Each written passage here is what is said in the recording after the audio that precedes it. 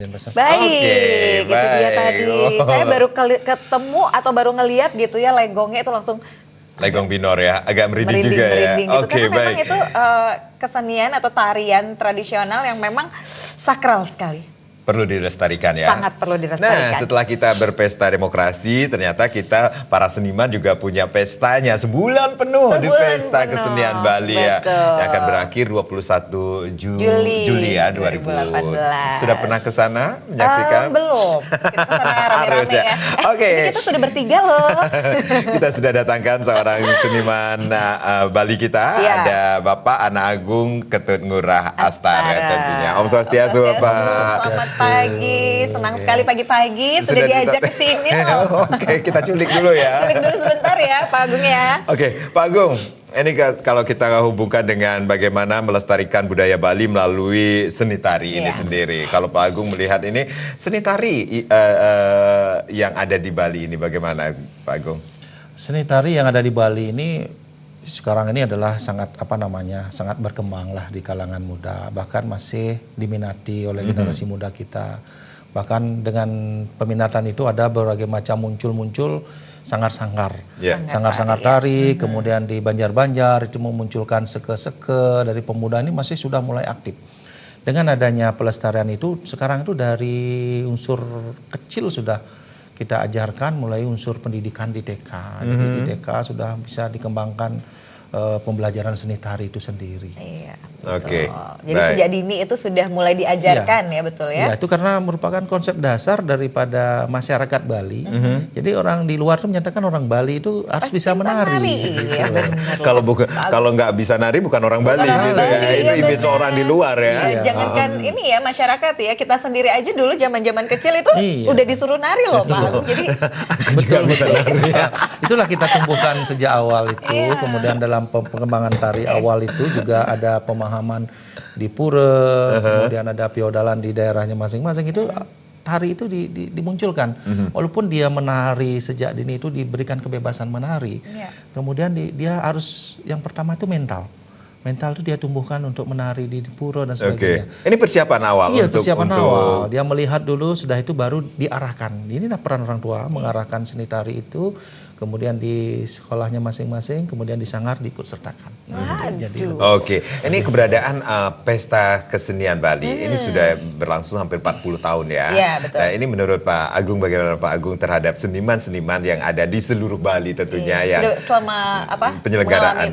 mengalami perkembangan tentunya ya. Iya, yang dalam perkembangan dari tahun ke tahun memang kalau kita perhatikan bahwa Pesta Kesenian Bali ini merupakan suatu wadah.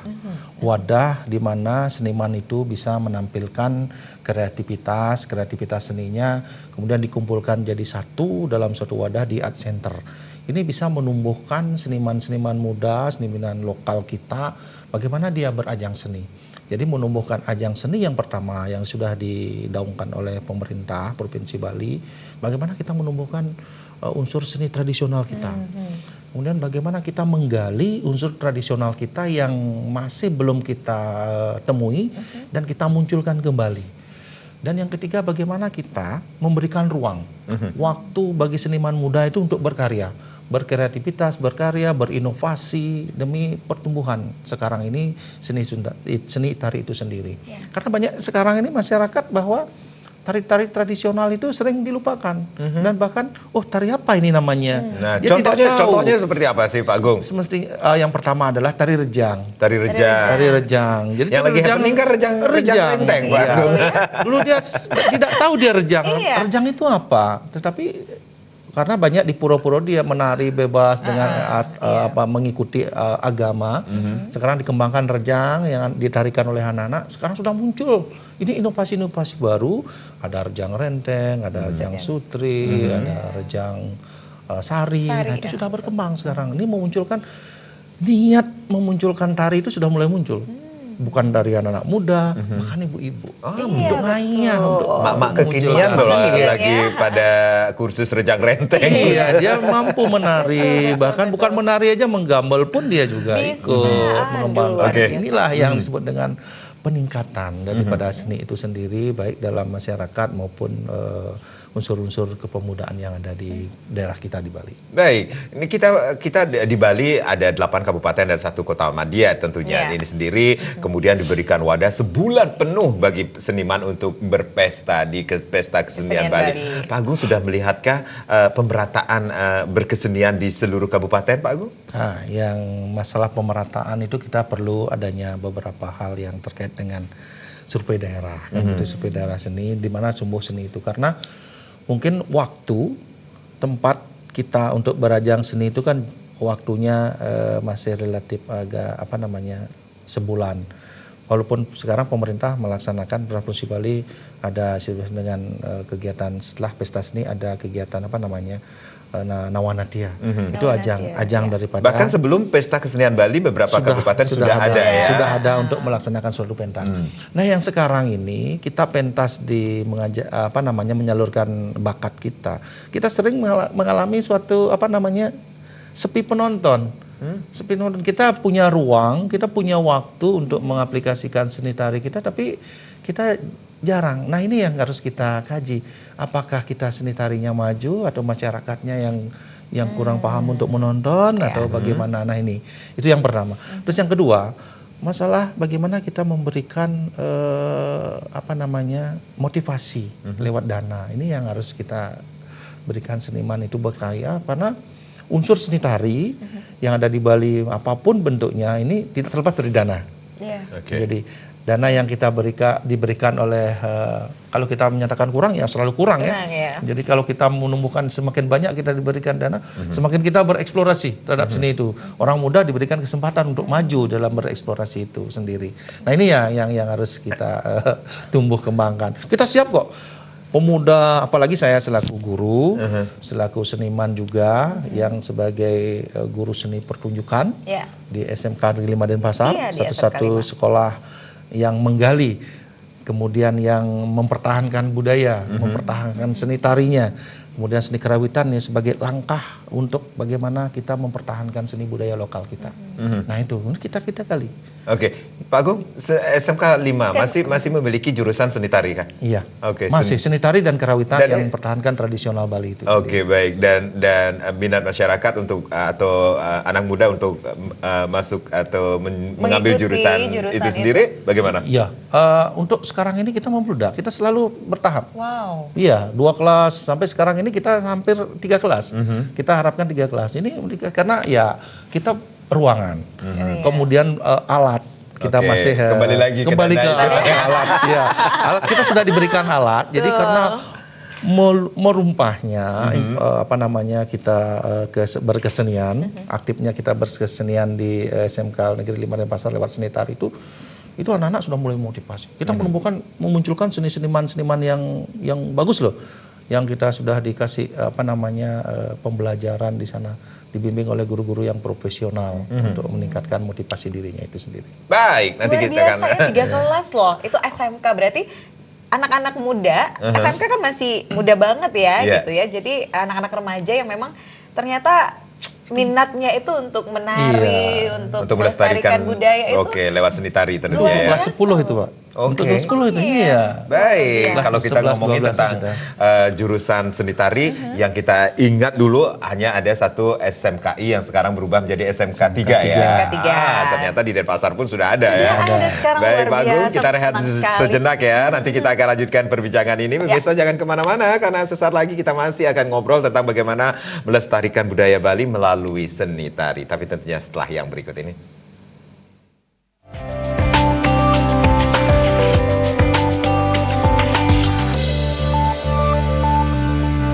Iya, balik lagi. Itu bisa menjadi motivasi bagi semeton kita yang memiliki kekurangan ya, disabilitas. Nah, ini perlu sekali bantuan atau perhatian dari pemerintah ya, apalagi dengan apa yang mereka miliki ya dalam berkesenian ini luar biasa sekali. Seperti juga contohnya Mang Mi ya tadi ya. Mang Mi semangat banget loh untuk berkesenian padahal dengan keterbatasan ya. Nah, yang dimiliki kita yang sebagai generasi muda yang masih mampu gitu kan ya, kenapa kita tidak melestarikan seni dan budaya Bali khususnya tari? Nah, kalau Mang Mi melestarikan seni budaya Bali melalui seni lukisnya.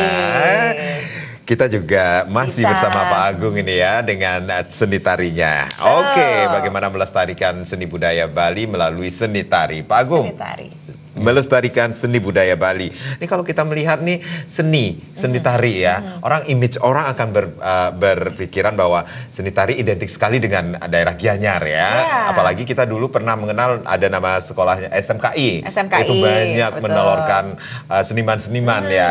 Sekarang sudah bergeser lagi ini di Denpasar. Ini ada. Ini perlukah di setiap kabupaten ada sekolah yang mengajarkan seni tari itu sendiri, Pak Agung? Iya, lihat dari perkembangan seni tari, lihat dari sejarah kan di Denpasar sudah dulu terkenal adanya Baluan, Satmerte, kemudian Banjar Geladak, yang dulunya dari Pedungan itu yang terkenal. Kemudian Kute juga, tokoh-tokoh dari kita itu ya penari-penari kita seperti Pak Nyoman Kaler, itu berasal dari daerah-daerah gini. Kute sendiri dan dari daerah Pedungan itu munculnya seni tari Denpasar. Kemudian lihat perkembangan zaman itu juga di Gianyar merupakan sebuah sebuah hidupnya seni itu. Jadi manusia menopang lewat mata pencarian diberikan kepada seni. Kemudian kita melihat dari perkembangan daerah.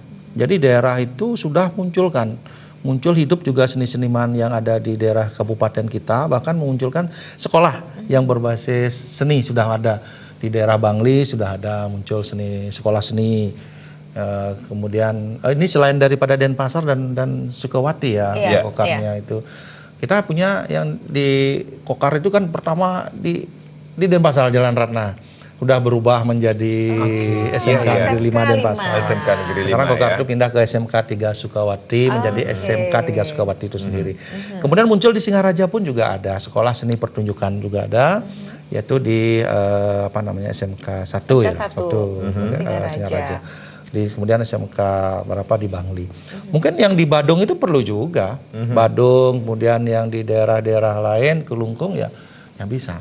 Tidak hanya numplek dia di Denpasar atau di Singaraja. Ini bagiannya. Tapi dari SMK 5 Denpasar itu juga banyak dari sekolah siswa-siswa yang dari luar Denpasar itu sendiri yang sekolah. Ini kan mencari kualitas, mungkin kualitas seni itu sendiri, mungkin kedekatannya dengan ibu kota Denpasar seperti itu. Ini bagian daripada penumbuhan. Karena kita juga saya selaku misalnya pembangkit generasi muda dalam bidang seni tari, juga di bidang guru yang menaungi kepala seni pertunjukan. Jadi kita bisa mewadahi. Kita di SMK 5 itu kita kembangkan bukan seni tari saja.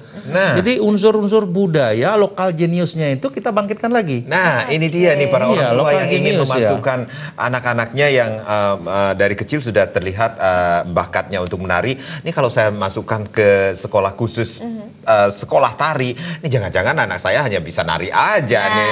Nanti besarnya jadi apa? Itu pemikiran yang salah ya. Salah ya. Iya, betul. Sebenarnya kurikulumnya seperti apa sih Pak Agung? Kurikulum itu kita seni tari itu kita bebas mengembangkan kurikulum sesuai dengan lokal daerahnya masing-masing. Ya, misalnya dalam seni tari itu juga diajarkan mewirama, menari topeng, menabuh juga ada. Kemudian kita buka lokal jenius kita itu yang ada di Bali itu kita pertahankan juga. Semestinya minimal yang bisa menari itu bisa merias. Merias dirinya sesuai dengan karakter tari. Kemudian kita bangkitkan lokal jenis kita yang kita punya tentang budaya merias itu apa? Payas Agung, Payas Madya, melulunakan. Kemudian ada payas yang lebih disenangi oleh anak-anak muda sekarang, ada rias modifikasi. Itu kita berikan di SMK 5. Jadi semua tamatannya itu betul-betul skill budaya tradisional Bali. Menari, menabuh, dan rias. Nah itu yang kita kembangkan. Mungkin bahkan sebelum lulus pun mereka sudah bisa mendapatkan penghasilan sendiri ya. Betul banget.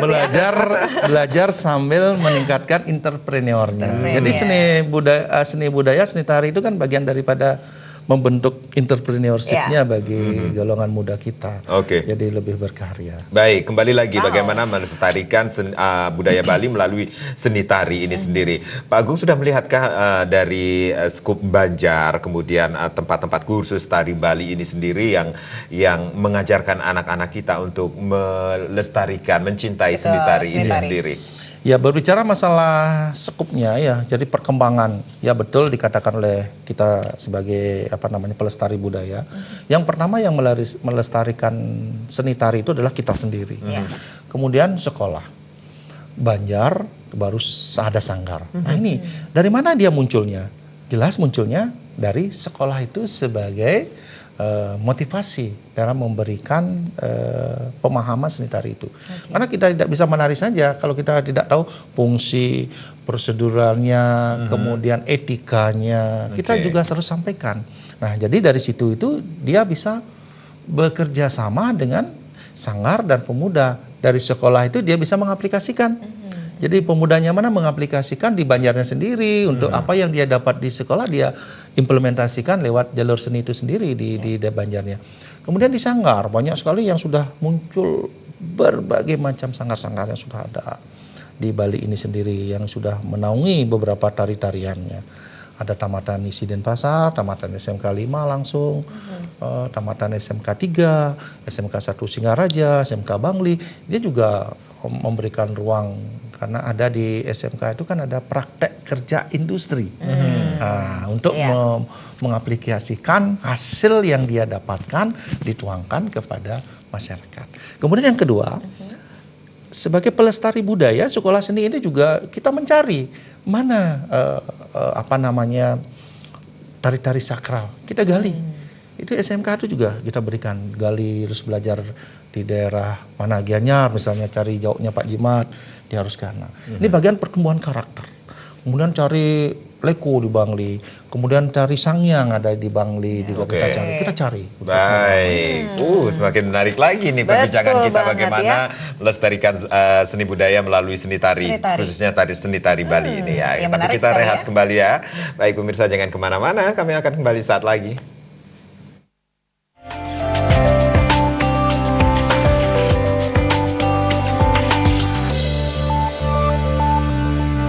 Sampai punah. Itu dia poinnya, mau seni lukis, seni rupa, termasuk juga seni tari. Pak, ini kalau kita tadi sudah menyaksikan bagaimana seni lukis batuan ini masih dianggap belum bisa diandalkan untuk mencari nafkah. Ini masih bisa diandalkankah untuk mencari nafkah seni tari ini sendiri, Pak? Kalau kita saksikan ya beberapa seniman tari yang saya lihat ya mereka pentas di salah satu hotel berbintang, pulangnya barongnya naik truk gitu ya. Dan bayarannya juga tidak sebanyak yang seniman yang lain gitu. Itu bikin miris banget. Betul. Ya. Itu gimana ya Pak ya? Peran pemerintah bisa dikatakan demikian Pak. Yang pertama begini, yang pertama bahwa ada filsafat daripada masyarakat kita terutama di seni tari itu adalah yang pertama itu kerja ikhlas. Kerja ikhlas ya, yang disebut dengan ngayah. Itu yang pertama. Dari sisi ikhlas dan ngayah ini ada beberapa unsur yang harus kita rubah sedikit. Ini ikhlas dan ngayah ini peruntukannya untuk siapa? Karena terorientasi kepada hiburan untuk semata peningkatan daripada satu pelestarian, satu untuk pentas di hotel-hotel itu ya otomatis harus ada yang kita terima. Harus ada yang kita terima. Ini perlu wadah. Jadi wadah, jadi kita harus perlu wadah. Yang pertama kita sudah punya wadah yang disebut dengan Listibia. Ini yang bergerak lagi bahwa pementasan yang kita pentaskan di hotel-hotel itu harus kita punyakan wajib lah. Wajib harus ada hiburan setiap apa. Maksudnya Sabtu hiburan di hotel-hotel itu kita wajibkan saja. Ini yang bisa menumbuhkan seni tari, seni kerawitan, seni yang lain itu bisa berkembang. Inilah munculnya bisa dijadikan mata pencarian. Memang banyak bisa dijadikan mata pencarian. Tapi tidak harus tari, jadi dikembangkan lagi tarinya itu. Misalnya tari bondresnya, sewa pakaiannya itu kan include lah jadi satu. Jadi pengembangannya. Ini ya peran pemerintah juga. Nah, bagaimana kita mewadahi, meningkatkan lagi baik hotel,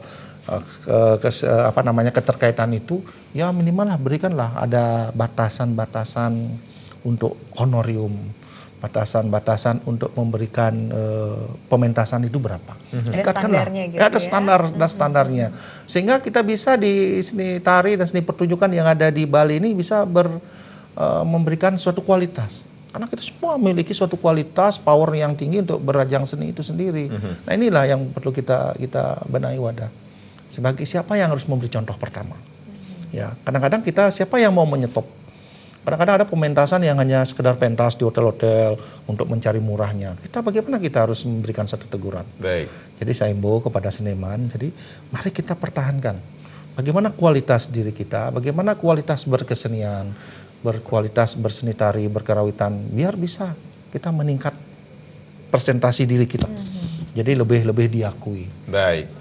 Itu yang harus kita harapkan ke depannya. Baik Pak, ini harapan Bapak sebagai seorang seniman juga yang melihat bagaimana caranya melestarikan seni budaya Bali melalui seni tari ini sendiri. Ini setiap kabupaten memiliki ciri khas tersendiri tentunya ya. Betul. Harapan Bapak ke depannya terhadap seni tari Bali ini sendiri Pak? Harapan ke depannya adalah bagaimana yang pertama yang harus kita pertahankan ajak Bali, ajak menari. Itu yang harus pertama yang kita pertahankan. Yang pertama bagaimana tari itu bisa sebagai mata pencarian, yang kedua bisa memberikan nilai moral, nilai fungsinya, filosofisnya, etika yang harus kita sampaikan. Jadi generasi muda marilah kita pertahankan, marilah berjiwa seni tari itu kita tingkatkan lagi. Bahwa Bali ini rohnya itu adalah seni. Rohnya Bali itu adalah seni tari, karena tanpa menari kaitannya dengan agama, dengan upacara itu tidak bisa hilang. Baik. Nah, itu kita harus tingkatkan lagi. Wadahnya yang perlu juga ya bagi bukan hanya tumplek-blek di Denpasar, di Gianyar, tapi di daerah-daerah lain disebar luaskan atau bisa dikatakan di setiap daerah ini perlu tempat wadah. Ada wadahnya ya. Baik. Pak Agung terima kasih sudah sharing di sini. Nggak terasa loh. Pak Agung terima kasih banyak loh Pak. Nanti lain waktu mampir lagi ke rumah kita ya Pak Agung ya setiap hari Pasti. Minggu. Nanti saya mau training atau latihan nari dah. Saya juga deh, belajar ngagem. SMK 5 punya sanggar juga. Boleh nanti kita main-main ke sana. Iya, silakan. Anyway, kalau usia dewasa masih bisa. Usia tidak menentukan orang itu belajar menari. Yang penting ada semangat. Rontok semua gitu ya. Iya, yang penting ada semangat. Betul. Terima kasih banyak sekali lagi Pak Agung, luar biasa. Sama-sama. Baik, kita masih memiliki informasi ya yang lainnya, tapi tentunya setelah yang berikut ini. Agung, tetaplah bersama kami. Terima kasih Pak Agung.